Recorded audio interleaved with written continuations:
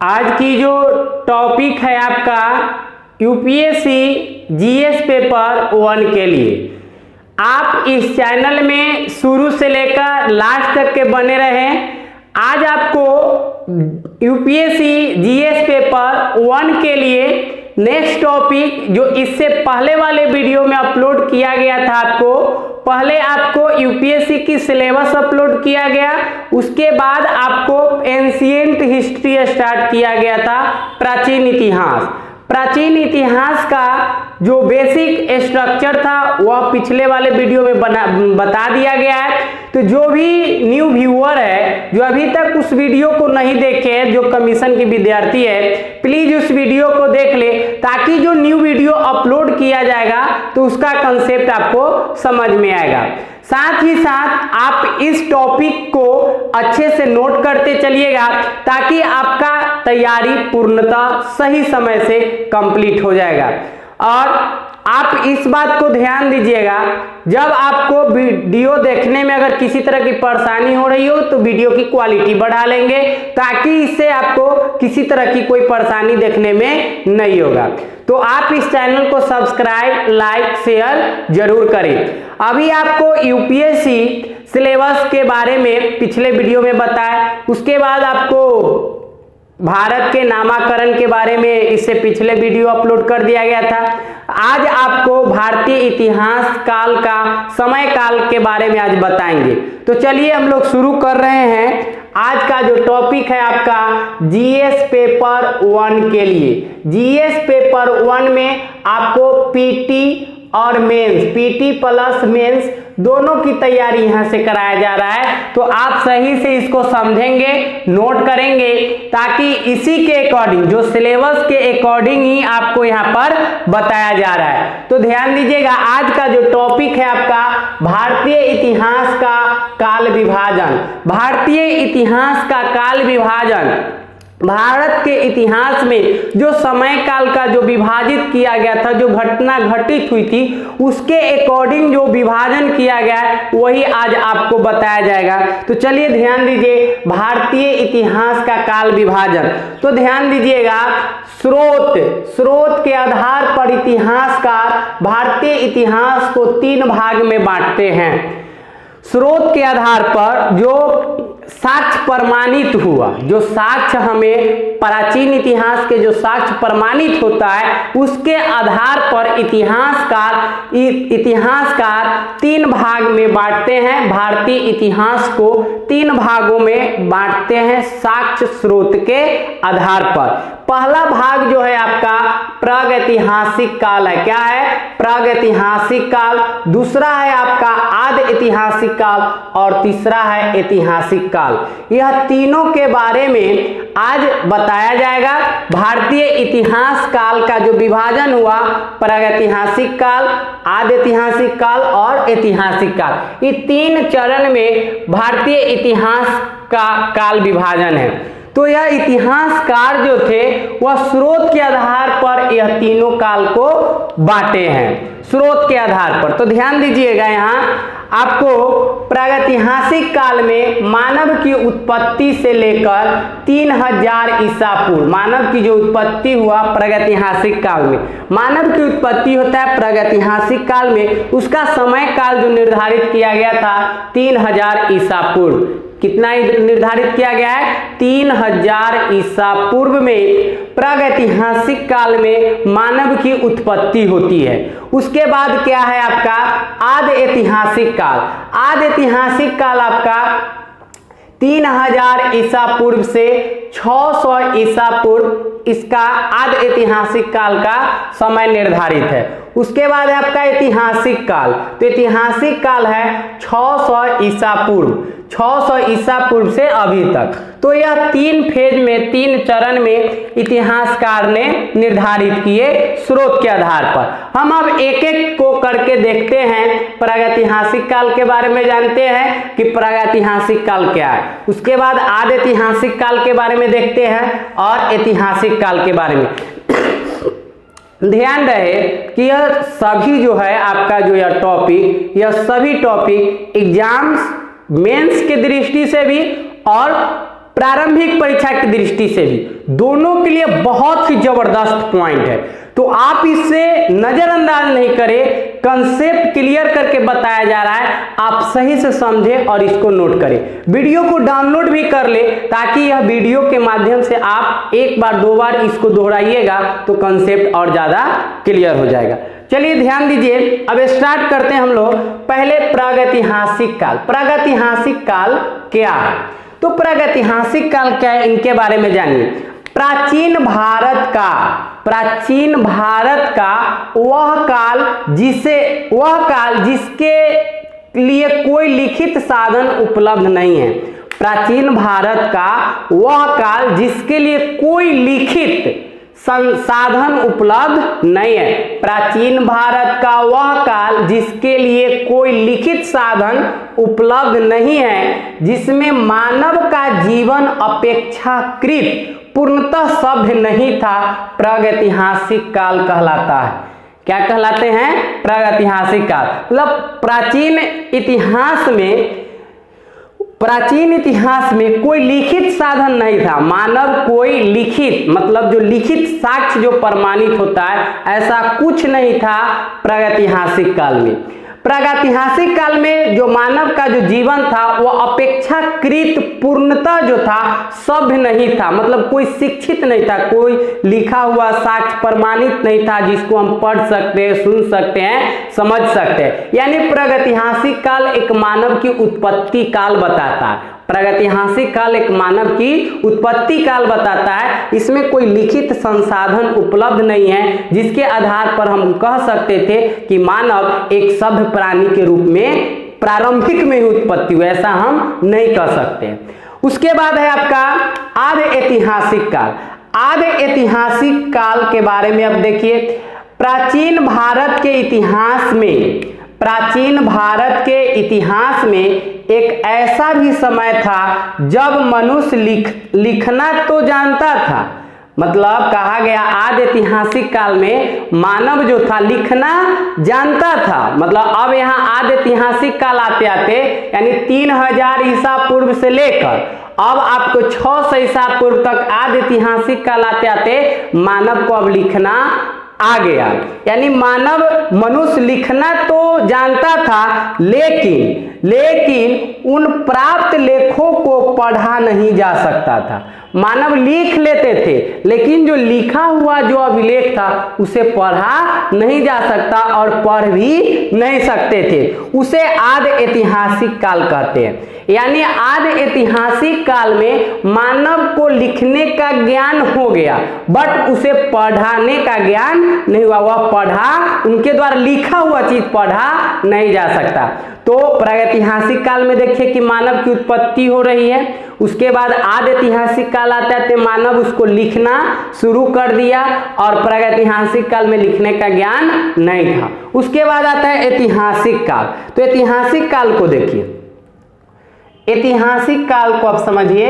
ऐतिहासिक काल में क्या है कि इस काल का इतिहास लिखते समय भी मुख्यतः पुरातात्विक साक्ष्यों का उपयोग करना पड़ता था। मतलब ऐतिहासिक काल में जब मानव लिखते थे, इतिहासकार लिखते थे, तो उस समय उनको पुरातात्विक स्रोत के आधार पर निर्धारित करना होता था। पुरातात्विक स्रोत के आधार पर वह लिखते थे। लगभग 600 ईसा पूर्व के बाद का काल ऐतिहासिक काल कहलाने लगा। लगभग 600 ईसा पूर्व के बाद यह ऐतिहासिक काल कहलाने लगा। तो ऐतिहासिक काल में कोई भी चीज जब लिखा जाता था तो पुरातात्विक साक्ष्य प्रमाणित के आधार पर लिखा जाता था। और इसी के आधार पर हम पहले देखें प्रागैतिहासिक काल, आद्य ऐतिहासिक काल और ऐतिहासिक काल। तो यह स्ट्रक्चर जो हमने बताया अभी आपको, इसी स्ट्रक्चर के अकॉर्डिंग हम लोग तैयारी करेंगे और यह आपके जीएस पेपर 1 में बहुत ही लाभदायक होगा। साथ ही साथ आपको प्री यानी प्रारंभिक परीक्षा में बहुत ही लाभदायक होगा। तो अब हम अगले टॉपिक के इधर चलते हैं। आप इस चैनल में बने रहें और इसको नोट करते चलिए। अब अगले टॉपिक इधर चलिए।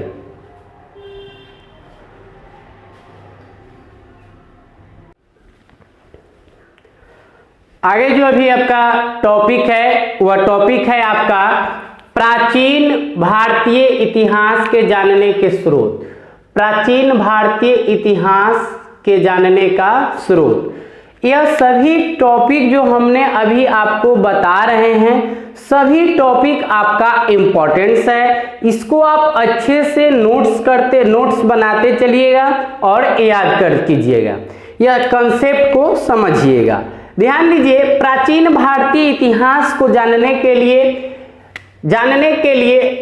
तीन साधनों स्रोत जो है तीन है। कितने स्रोत है? तीन है। प्राचीन भारतीय इतिहास के जानने के साधनों को तीन स्रोत में हम बांटते हैं। संसाधन तीन स्रोत। कितने स्रोत? तीन स्रोत में बांटते हैं। पहला है आपका पुरातात्विक स्रोत, पुरातात्विक स्रोत। दूसरा है आपका साहित्यिक स्रोत और तीसरा है आपका विदेशी विवरण। यह तीन जो भारतीय इतिहास के जानने के लिए जो यह तीन स्रोत है, यह तीनों स्रोत से हम भारतीय इतिहास, प्राचीन भारतीय इतिहास को जानते हैं, समझते हैं। तो यह पुरातात्विक स्रोत, साहित्यिक स्रोत और विदेशी विवरण। एक एक करके हम सभी को समझते हैं। पुरातात्विक स्रोत को देखते हैं। पुरातात्विक स्रोत के अंतर्गत क्या है कि पुरातात्विक स्रोत के अंतर्गत अभिलेख के बारे में पढ़ते हैं, सिक्के के बारे में पढ़ते हैं, स्मारक के बारे में पढ़ते हैं, भवन के बारे में पढ़ते हैं, मूर्तियां के बारे में पढ़ते हैं, चित्रकला के बारे में पढ़ते हैं, आदि के बारे में हमें जानकारी मिलती है। ऐसी वस्तुओं को अध्ययन करने वाले व्यक्ति को पुरातात्विद कहलाता है। ऐसे व्यक्ति जो अध्ययन करते हैं वह व्यक्ति पुरातात्विद कहलाते हैं। तो ध्यान दीजिएगा, यह पुरातात्विक स्रोत जो है, यही स्रोत के बारे में हम पुरातात्विक स्रोत के माध्यम से ही हम भारतीय प्राचीन इतिहास को जानते हैं। जैसे अभी बताया अभिलेख, तो अभिलेख के बारे में हम अभी आपको एक्सप्लेन करेंगे, सिक्के के बारे में भी एक्सप्लेन करेंगे, स्मारक के बारे में भी एक्सप्लेन करेंगे, भवन के बारे में, मूर्तियां के बारे में, चित्रकला के बारे में। यह सभी जो टॉपिक है आपके यूपीएससी के लिए बहुत ही इंपॉर्टेंट टॉपिक है। जीएस पेपर के साथ साथ आपके ऑप्शनल पेपर और ऑप्शनल के साथ साथ प्रारंभिक परीक्षा के लिए भी यह बहुत ही इंपॉर्टेंस है। इस सभी को आप अच्छे से समझते चलेंगे, ठीक है। तो अब हम स्टार्ट करते हैं आपका यहाँ पे अभिलेख के बारे में कि अभिलेख क्या है और अभिलेख को हम कैसे पढ़ते थे, ठीक है। तो अभिलेख के बारे में अब देखिए, तो अभिलेख क्या है? अभिलेखों के अध्ययन को अभिलेखों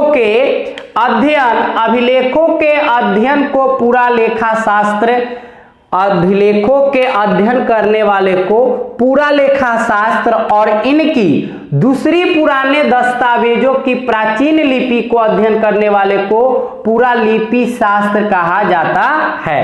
तो ध्यान दीजिएगा, अभिलेख को अध्ययन करने वाले को क्या कहते हैं? पुरालेखा शास्त्र कहते हैं। अभिलेख को अध्ययन करने वाले को क्या कहते हैं? पुरालेखा शास्त्र कहते हैं। आप पुराने दस्तावेज के प्राचीन लिपि को अध्ययन करने वाले को पुरालिपि शास्त्र कहते हैं। तो ये दो पॉइंट जो आपके निकल रहे हैं, ये दोनों पॉइंट को आप याद रखिएगा।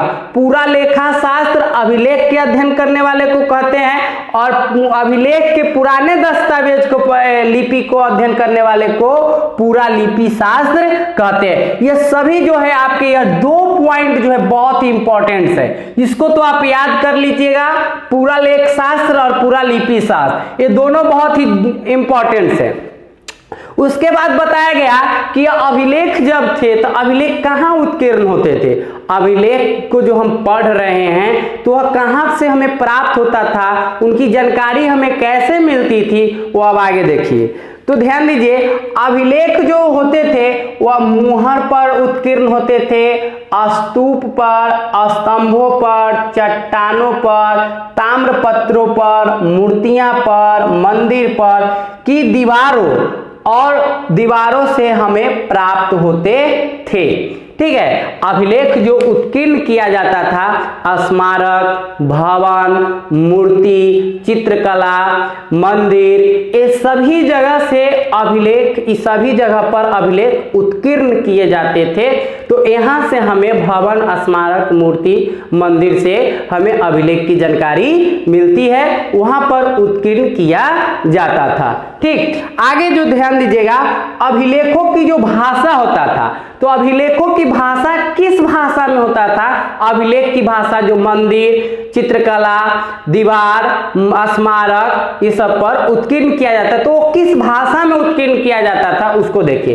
तो भाषा जो होता था, प्राकृत भाषा, पाली, संस्कृत तथा अन्य दक्षिणी भाषाएं भी होते थे, और कुछ अभिलेख द्विभाषी भी होते थे। कुछ अभिलेख जो होता था द्विभाषी, द्विभाषी कहने का अर्थ है विदेशी भाषा, विदेशी भाषा में भी उत्कीर्ण होते थे, उसी को हम लोग कहते हैं द्विभाषी। तो अभिलेख जो थे संस्कृत भाषा में, प्राकृत भाषा में, पाली भाषा में उत्कीर्ण होते थे, और साथ ही साथ कुछ अभिलेख जो होते थे द्विभाषी में भी उत्कीर्ण होते थे, यानी विदेशी भाषा में भी उत्कीर्ण होते थे। तो यह सभी जो पॉइंट हमने बता रहे हैं आपको, यह सभी पॉइंट आपके जीएस पेपर के लिए बहुत ही इंपॉर्टेंट है। आप इसको अच्छे से सुने, समझे और नोट करें, वीडियो को डाउनलोड करें, एक बार दो बार इसको दोहराएं, समझे, यह सभी आपके बहुत ही इंपॉर्टेंट पॉइंट सब है। तो ध्यान दीजिए, एक बार फिर से हम दोहरा देते हैं, ध्यान दीजिएगा। प्राचीन भारतीय इतिहास के जानने के लिए हम 3 स्रोत से जानते हैं, 3 स्रोत जानते हैं, पुरातात्विक स्रोत, साहित्यिक स्रोत, विदेशी विवरण। पुरातात्विक स्रोत के अंतर्गत मुख्यतः अभिलेख के बारे में पढ़ते हैं, सिक्का के बारे में पढ़ते हैं, स्मारक के बारे में पढ़ते हैं, भवन के बारे में पढ़ते हैं, मूर्तियां के बारे में, चित्रकला के बारे में। ये सभी जानकारी हमें पुरातात्विक स्रोत से मिलता है। तो पुरातात्विक स्रोत में हम अभिलेख पर अब बात करते हैं। तो अभिलेख पे बात किए, तो अभिलेख के अध्ययन को हम लोग, अभिलेखों के अध्ययन को पूरा लेखा शास्त्र कहते हैं, और अभिलेखों के पुराने दस्तावेज के शास्त्र को अध्ययन करने वाले को पूरा लिपि शास्त्र कहते हैं। अभिलेख जो उत्कीर्ण होते थे वह मुहर पर, स्तूप पर, स्तंभों पर, चट्टानों पर, ताम्रपत्रों पर, मूर्तियां पर, मंदिर की दीवारों पर, ये सभी जगह अभिलेख उत्कीर्ण होते थे। अभिलेख किस भाषा में उत्कीर्ण होते थे? तो अभिलेख प्राकृत भाषा में, पाली भाषा में, संस्कृत भाषा में, और अन्य कुछ भाषाएं, दक्षिणी भाषाएं भी थे, दक्षिणी भाषाएं, और कुछ अभिलेख जो थे द्विभाषी भी होते थे, यानी विदेशी भाषा में भी उत्कीर्ण होते थे। तो यह आपके बहुत ही इंपॉर्टेंट पॉइंट सब है, आप इसको अच्छे से समझे, नोट करें। अब हम आगे की टॉपिक पे चलते हैं, और आगे की टॉपिक अभी आपका अभिलेख ही चल रहा है, तो अब अगला नेक्स्ट टॉपिक की तरफ चलते, ठीक है।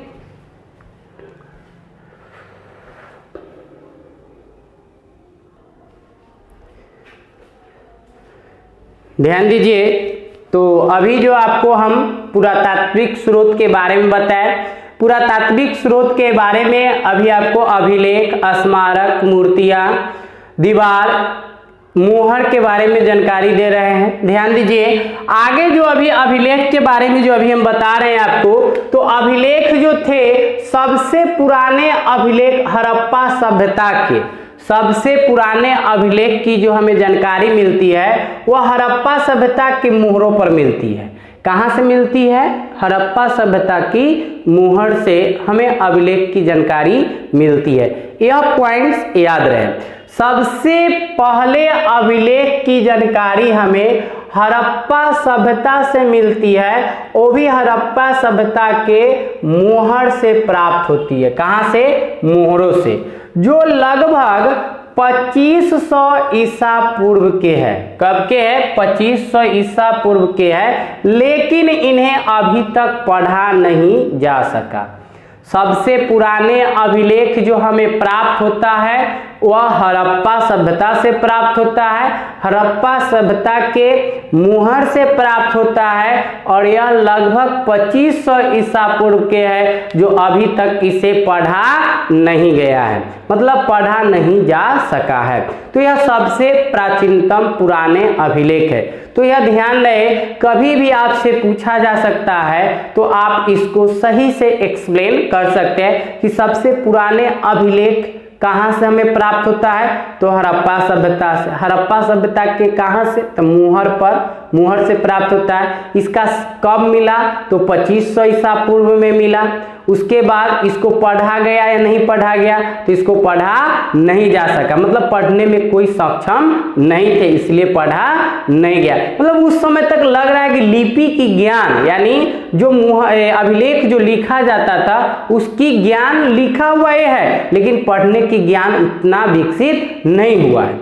तो चलिए अब अगला पॉइंट देखिए। आगे जो अब आपका पॉइंट है सर्वाधिक प्राचीनतम अभिलेख। सर्वाधिक प्राचीनतम मतलब सबसे प्राचीनतम अभिलेख जो थे पश्चिम एशिया के बोगजकोई नामक स्थान से लगभग 1400 ईसा पूर्व में मिले हैं। सबसे प्राचीनतम अभिलेख हमें पश्चिमी एशिया के बुगजगोई नामक स्थान से प्राप्त होता है। वह कब प्राप्त होता है, तो लगभग 1400 ईसा पूर्व। लगभग जहां पे आपको मिल रहा है, यह एग्जैक्ट डेट, फिक्स डेट नहीं है, यह एक अनुमानित डेट बताया गया है। और हमें प्राचीन इतिहास के जो भी सन ईस्वी है वह एक अनुमानित के आधार पे, और ये तो पुरातात्विक स्रोत के बारे में जो अभी हम लोग पढ़ रहे हैं, सब एक अनुमानित डेट निर्धारित किया गया।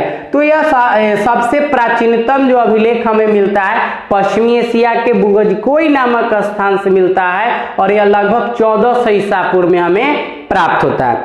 आगे देखिए जो प्राप्त हुआ, तो यहाँ से पश्चिमी एशिया से, जिसमें हमें इंद्र, मित्र, वरुण और नातस्य आदि वैदिक देवताओं, ये सब क्या थे, वैदिक देवता थे, वैदिक देवता के नाम मिलते हैं। यह प्राचीनतम अभिलेख जो हमें पश्चिमी एशिया से मिलते हैं, तो पश्चिमी एशिया से जो हमें अभिलेख जो मिले हैं प्राचीनतम अभिलेख, उसमें हमें इंद्र के नाम मिले हैं, मित्र के नाम मिले हैं, वरुण के नाम मिले, नातस्य के नाम मिले। यह सभी आदि बहुत सारे देवताएं थे, वैदिक देवताएं थे, जिनके नाम हमें पश्चिमी एशिया के अभिलेखों से प्राप्त होता है, जिसका समय काल है 1400 ईसा पूर्व। अगला जो टॉपिक है, अब आपका पॉइंट है उसको देखिए। सर्वप्रथम, मतलब अब ध्यान दीजिएगा, ये बहुत ही इंपॉर्टेंट स्लाइड। सर्वप्रथम 1837 ईस्वी में जेम्स प्रीसेम को ब्राह्मणी लिपि में लिखित मौर्य के सम्राट अशोक के अभिलेखों को पढ़ने में सफलता मिली। सबसे पहले किनका अभिलेख पढ़ा गया, तो मौर्य सम्राट अशोक के द्वारा जो लिखा गया जो अभिलेख था वह पढ़ा गया। कौन पढ़े थे, तो जेम्स प्रीसेम पढ़े थे। कब पढ़े थे, तो 1837 में पढ़े थे। यही सफल हुए, यानी सबसे पहले जो अभिलेख पढ़ा गया वह मौर्य सम्राट अशोक का अभिलेख पढ़ा गया। पढ़ने वाले व्यक्ति थे जेम्स प्रीसेम थे, और यह 1837 में पढ़ने में इनको सफलता मिली। तो इस तरह से जो अभी आपको जो टॉपिक चल रहा है सामान्य अध्ययन पेपर 1 यूपीएससी के लिए, तो ये सभी जो अभी हम जितने भी टॉपिक बताए हैं सभी टॉपिक की इंपॉर्टेंस है। इसको आप अच्छे से पढ़ें, समझें, नोट करें। अब एक थोड़ा सा और इसमें पॉइंट बच गया है अभिलेख के बारे में, ये आपको अभी क्लियर करा देते हैं। चलिए अब अगला पॉइंट किधर चलते हैं।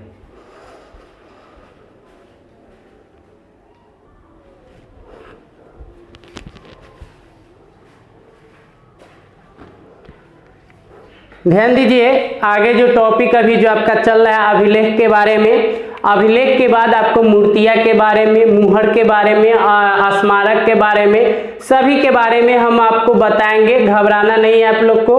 जिस तरह से बताया जा रहा है उसको आप समझें, नोट्स भी बनाते चले, ताकि आपको एक बार अगर नोट्स बन जाते तो आपको किसी तरह की परेशानी नहीं होगी। तो ध्यान दीजिएगा, आगे जो अभी हम आपको बता रहे हैं उसको नोट करते चलिएगा।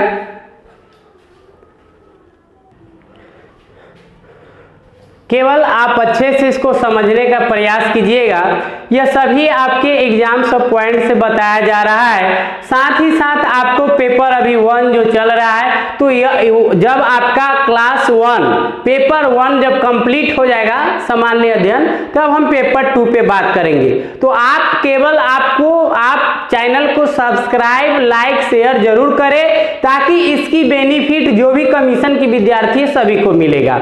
और इस चैनल के माध्यम से आपको पेपर जीएस, यूपीएससी के भी बारे में बताया जा रहा है, और जनरल कॉम्पिटिटिव जीएस है के जो पूछे जाते हैं वहां से भी उनके लिए बताया जा रहा है। तो आप सभी इस चैनल के माध्यम से बने रहेंगे। चलिए अब हम अभिलेख के बारे में देख रहे हैं। तो अभिलेख के बारे में जो अभी देख रहे हैं आपको बताया, समझाएं। अब अगला टॉपिक है अभिलेख के बारे में, वो देखिए। अशोक के अभिलेखों के अलावा, अशोक के जो अभिलेख थे उनके अलावा प्राचीन भारत के अन्य प्रमुख अभिलेख भी है। तो सबसे पहले जो पढ़ा गया था वह किनका पढ़ा गया था अभिलेख? मौर्य सम्राट अशोक का अभिलेख पढ़ा गया। कब पढ़ा गया? तो 1837 में, जो अभी हमने आपको बताया। उसके बाद अशोक के अलावा बहुत सारे प्रमुख अभिलेख है जो एग्जाम सब पॉइंट से है, वो हम आपको दिखाते हैं, नोट करते चलिएगा। उसके बाद है आपका आपका जो अगला टॉपिक है रुद्रामन का जूनागढ़ अभिलेख। ध्यान दीजिए, रुद्रामन का जूनागढ़ अभिलेख, सातवाहन नरेश, गौतमी सतकर्णी का नासिक अभिलेख, गौतमी सतकर्णी का नासिक अभिलेख। उसके बाद है समुद्रगुप्त का प्रयाग स्तंभ अभिलेख, प्रयाग स्तंभ अभिलेख। उसके बाद है आपका स्कंद गुप्त के भित्री तथा जूनागढ़ अभिलेख। उसके बाद है यशोवर्मन का मंदसौर अभिलेख। उसके बाद है आपका पुलकेशिन द्वितीय का एहोल अभिलेख, एहोल अभिलेख। उसके बाद प्रतिहार शासक का भोज का ग्वालियर अभिलेख, ग्वालियर अभिलेख। विजय सेन का देवपारा अभिलेख इत्यादि।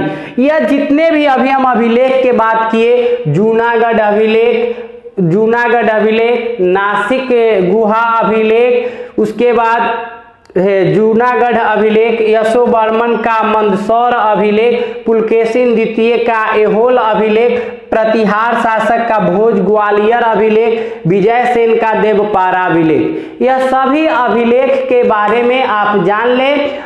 जो अभी बताए हैं, यह आपके इतना अभिलेख जो है यह एग्जाम सब पॉइंट से इंपॉर्टेंस है। तो जो भी इंपॉर्टेंस पॉइंट है, जो एकदम सटीक स्ट्रक्चर से आप समझ सकते हैं, उसी स्ट्रक्चर और फॉर्मेट बना के हमने आपको समझाने का प्रयास किया। तो यह सभी आपको जो समझाए हैं उसको आप अच्छे से समझ लीजिए। आगे जो अब आपका है, ध्यान दीजिएगा, आरंभिक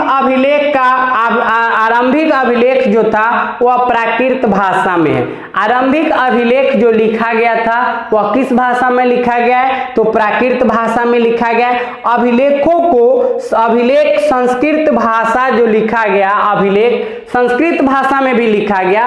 तो यह दूसरी सदी, ईसा की दूसरी सदी से मिलने लगती है। संस्कृत भाषा में जो अभिलेख मिला तो वह ईसा की दूसरी सदी से हमें संस्कृत भाषा में भी अभिलेख मिलता है। और संस्कृत भाषा में पहला अभिलेख जो मिला था वह शक शासक रुद्रामन का जूनागढ़ अभिलेख जो है यह संस्कृत भाषा में मिले थे।